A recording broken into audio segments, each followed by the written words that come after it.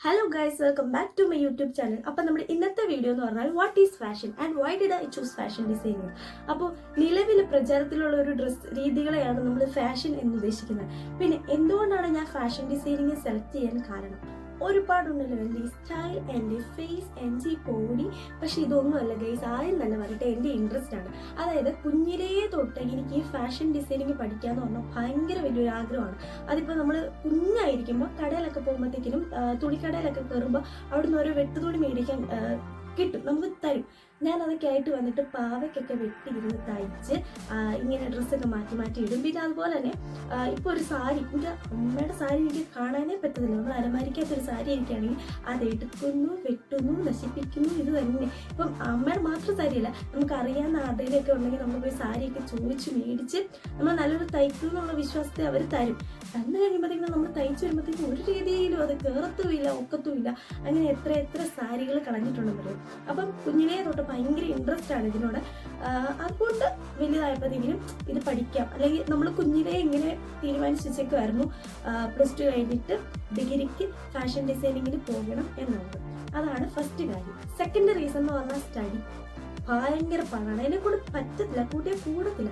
ഇപ്പൊ +2 ഞാൻ സയൻസ് ആയിരുന്നു, കുറെ അനുഭവിച്ചു. അങ്ങനെ നമ്മൾ സയൻസ് എങ്ങനെയൊക്കെ ജയിച്ചെടുത്തു, ഓക്കെ. പക്ഷെ ഇതിൻ്റെ അകത്തോട്ട് വരുമ്പോഴത്തേക്കും എനിക്ക് ഇഷ്ടമുള്ളത് കൊണ്ട് തന്നെ ഇതിൻ്റെ അകത്ത് പഠിപ്പിക്കുന്ന ഓരോ സബ്ജക്റ്റും ഇപ്പൊ എനിക്ക് ഒരു ക്ലാസ്സിൽ പോകണമെന്നൊന്നുമില്ല, പക്ഷെ എന്നാലും ഒരു തവണ കേൾക്കുമ്പോൾ തന്നെ നമുക്കത് പെട്ടെന്ന് പഠിച്ചെടുക്കാൻ പറ്റുന്നുണ്ട്. അത് എനിക്ക് ഇതിനോട് ഭയങ്കര ഇഷ്ടമുള്ളത് കൊണ്ടായിരിക്കും. അല്ലാതെ പിന്നെ ഏറ്റവും വലിയ കാര്യം എന്താണെന്ന് വെച്ചാൽ നമ്മളിപ്പോൾ ബാക്കി ഏതൊരു സബ്ജക്റ്റ് എടുത്താലും അതിനകത്ത് പഠിക്കാനുള്ള കുറെ, ഇപ്പം കെമിസ്ട്രി, ഫിസിക്സ്, ബയോളജി അങ്ങനെയൊക്കെയുള്ള കുറെ സംഭവങ്ങളുണ്ടല്ലോ. ഇതിൻ്റെ അകത്ത് അങ്ങനെ ഒന്നുമില്ല. ഇതിനകത്തെല്ലാം ഫാഷൻ ബേസ് ആയിട്ടുള്ള ഒരു സംഭവമാണ്. അതുകൊണ്ട് തന്നെ എനിക്കിത് പഠിക്കാൻ യാതൊരു പാടുമില്ല. ഇപ്പം അത് ഒരു ബൈഹാർട്ട് ചെയ്തിരുന്ന് പഠിക്കണമെന്നോ അല്ലെങ്കിൽ പരീക്ഷയ്ക്ക് തലേദിവസം കുത്തിരുന്ന് പഠിക്കണമെന്നോ അങ്ങനെയൊന്നുമില്ല. നമ്മൾ ക്ലാസ്സിൽ ചുമ്മാ പോയി അറ്റൻഡ് ചെയ്ത് നമ്മളത് കേൾക്കുന്നത് മനസ്സിലാക്കി അത് ഓർത്ത് വെച്ച് എക്സാമിന് എഴുതാനുള്ള ഒരു സെറ്റപ്പ് ഒക്കെ നമുക്ക് കിട്ടുന്നുണ്ട്. അതുകൊണ്ട് തന്നെ ഇത് പഠിക്കാനായിട്ട് വലിയ കാര്യങ്ങളൊന്നുമില്ല. ക്ലാസ് പോയില്ലെങ്കിലും കുഴപ്പമൊന്നുമില്ല, നമുക്കത് ഈസി ആയിട്ട് മനസ്സിലാക്കാൻ പറ്റും. ബാക്കിയുള്ള സബ്ജക്റ്റ് എന്നൊക്കെ പറയുമ്പോഴത്തേക്കിനും തല പുകച്ചിരുന്ന് പഠിക്കണം. എനിക്കത് പണ്ടേ പറ്റത്തില്ല. പണ്ടേ പഠിക്കാത്തൊരു കുട്ടി ആയതുകൊണ്ട് തന്നെ അന്നേ ഞാൻ ഇതൊക്കെ നോക്കി വെച്ചിട്ടുണ്ടായിരുന്നു, ഇതെടുത്താൽ പഠിക്കണ്ടല്ലോ എന്നൊക്കെ. അപ്പം അതാണ് രണ്ടാമത്തെ റീസൺ. പിന്നെ തേർഡ് വൺ എന്ന് പറഞ്ഞാൽ ഇത് ഭയങ്കര കളർഫുൾ ആണ്. അതായത് ഈ ഒരു ഇൻഡസ്ട്രി എന്ന് പറഞ്ഞാൽ ഇപ്പം നമുക്ക് ഇഷ്ടമുള്ള ഒരു കളർ ആഡ് ചെയ്യാനും, അതുപോലെ തന്നെ ഇപ്പം മറ്റേ എന്താ പറയുന്നത്, പച്ചക്കളറ് ചുവന്ന മുത്ത് പിടിപ്പിച്ച പാർട്ടി വെയർ ഒക്കെ പോലത്തെ ഡ്രസ്സ് ചെയ്യാനും, അങ്ങനെ നമുക്ക് നമ്മുടെ ഇഷ്ടത്തിന് എന്താണോ ഒരു ഡ്രസ്സ് ചെയ്യാൻ പറ്റുക അതെല്ലാം ചെയ്ത് അതെല്ലാം ആൾക്കാരെ കാണിക്കാനും, കാണിച്ച് കാണിക്കുമ്പോൾ പട്ടിഷോ കാണിക്കാനും എല്ലാം പറ്റുന്ന ഒരു ഇതെന്നുണ്ട്. ഇതിനിടയ്ക്ക് അങ്ങനെ ഒരു സാധനം ഇറക്കിയോ? അതായത് ഇപ്പോൾ നമുക്ക് ബാക്കിയുള്ള ഈ പുസ്തകമൊക്കെ എടുത്തിട്ട് നമ്മൾ പോകുമ്പോഴത്തേക്കും നമുക്ക് അതിൻ്റെ ഒരു ബാക്കിയുള്ള സംഭവങ്ങളൊക്കെ പഠിച്ചിട്ട് നമ്മൾ അതിൻ്റെ അകത്ത് ജോലി ചെയ്യണം. നമുക്ക് പ്രത്യേകിച്ച് അതിൻ്റെ അകത്തൊന്നുമില്ല. എന്നും ഇപ്പോൾ ഓഫീസിലാണെങ്കിൽ ഓഫീസിൽ പോകുന്നു, വൈകിട്ട് വരുന്നു. പക്ഷെ ഇതെന്ന് പറഞ്ഞാൽ അങ്ങനെ ഇത് ഭയങ്കര കളർഫുൾ ആയിട്ടുള്ള, പിന്നെ അതുപോലെ തന്നെ നമുക്ക് മടുപ്പില്ല. അതായത് ഇപ്പോൾ ഒരേ ഡിസൈൻ അല്ലല്ലോ, നമ്മൾ എന്നും അതിൻ്റെ അകത്ത് എന്തെങ്കിലും വെറൈറ്റി കൊണ്ടുവരാൻ നോക്കിക്കൊണ്ടിരിക്കുകയാണല്ലോ. അപ്പോൾ അതുകൊണ്ട് തന്നെ ഒരേ ജോലിയല്ല നമ്മൾ എന്ന് ചെയ്യും, പല ടൈപ്പായിട്ട് ചെയ്യാൻ പറ്റും.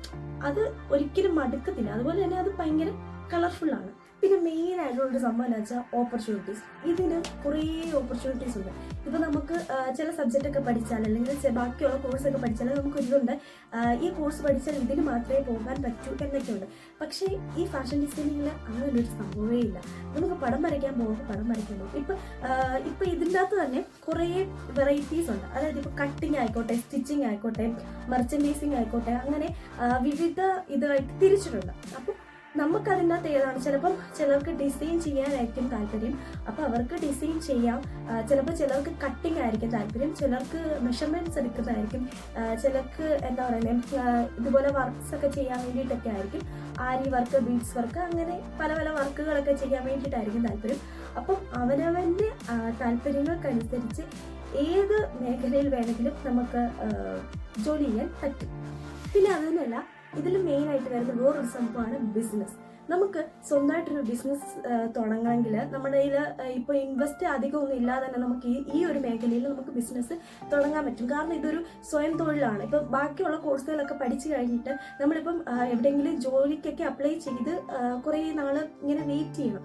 പക്ഷേ ഇതിൻ്റെ അകത്ത് അങ്ങനെയില്ല. കാരണം ഇത് നമ്മൾ പഠിച്ചിറങ്ങി കഴിഞ്ഞാൽ അല്ലെങ്കിൽ നമുക്ക് പഠിക്കുന്നതിൻ്റെ കൂടെ തന്നെ വർക്ക് ചെയ്ത് ഇതിന് ഏർണിങ്സ് ഉണ്ടാക്കാൻ വേണ്ടിയിട്ട് പറ്റും.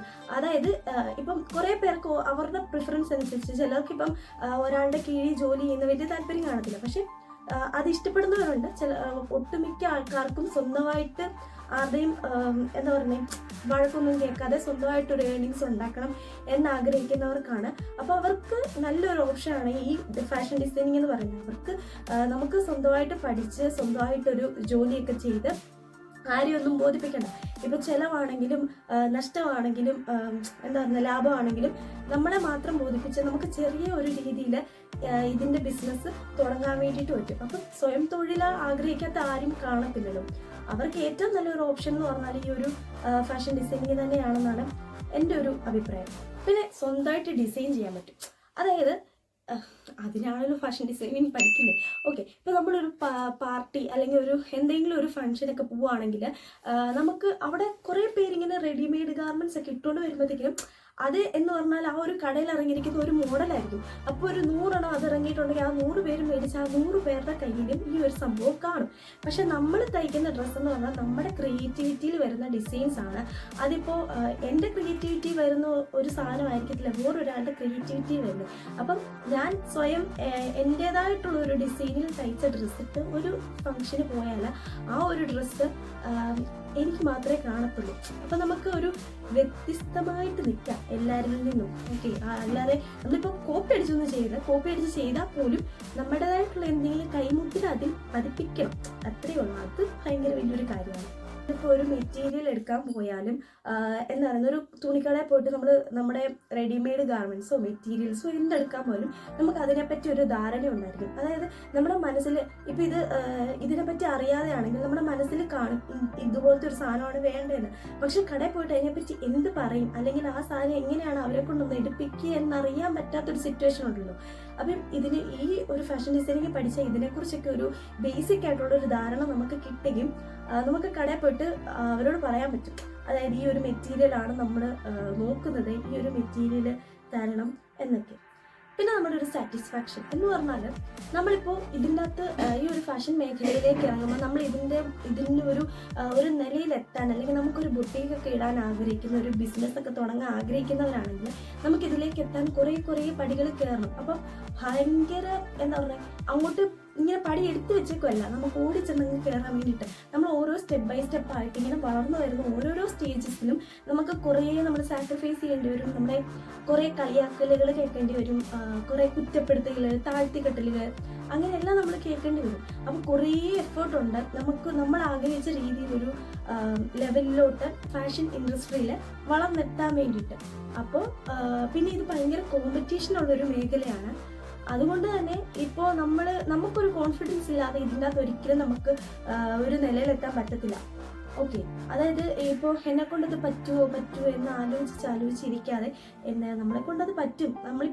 നമുക്ക് എന്തെങ്കിലും വേണമെങ്കിൽ അത് നമ്മൾ തന്നെ ചെയ്യണം അല്ലേ. നമ്മളിപ്പോൾ ഓക്കെ ഇന്ന് ഡ്രസ്സ് തയ്ച്ചാൽ അത് ഒക്കുമോ ഇല്ലയോ എന്നൊക്കെ വിചാരിച്ചിരിക്കാതെ തയ്ച്ച് നോക്കുക. ഒക്കുവാണെങ്കിൽ ഒക്കട്ടെ.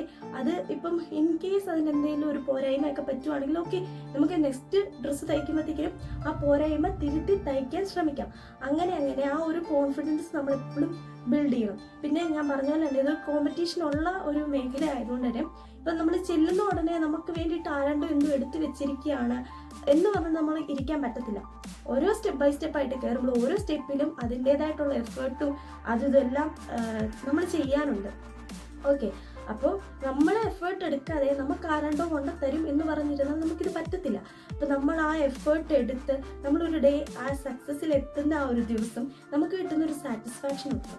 അതെന്ന് പറഞ്ഞാൽ എന്താ പറയുന്നത്, ഇപ്പോൾ എല്ലാവരും പറഞ്ഞില്ലേ നമ്മളെ കുറേ താഴ്ത്തി കെട്ടിയവരുടെയൊക്കെ മുന്നിൽ നമ്മളെ നോക്കി ചിരിക്കുന്നവരുടെ മുന്നിൽ നമ്മുടെ ജീവിതത്തിൽ നമ്മൾ എന്തെങ്കിലും ആണ് അല്ലെങ്കിൽ നമ്മൾ എന്തെങ്കിലും ആയി എന്ന് കാണിക്കുമ്പോൾ കിട്ടുന്ന ആ ഒരു സാറ്റിസ്ഫാക്ഷൻ.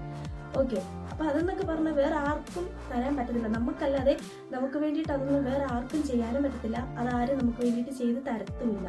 അപ്പോൾ ഇതൊക്കെയാണ് ഞാൻ ഈ ഫാഷൻ ഡിസൈനിങ് സെലക്ട് ചെയ്യാനുള്ള കാരണം. അപ്പോൾ വീഡിയോ ഇഷ്ടപ്പെട്ടാൽ ചാനൽ ലൈക്ക് ചെയ്യുക, ഷെയർ ചെയ്യുക, സബ്സ്ക്രൈബ് ചെയ്യുക. നെക്സ്റ്റ് ഒരു വീഡിയോ കാണാം. അപ്പോൾ അതിന്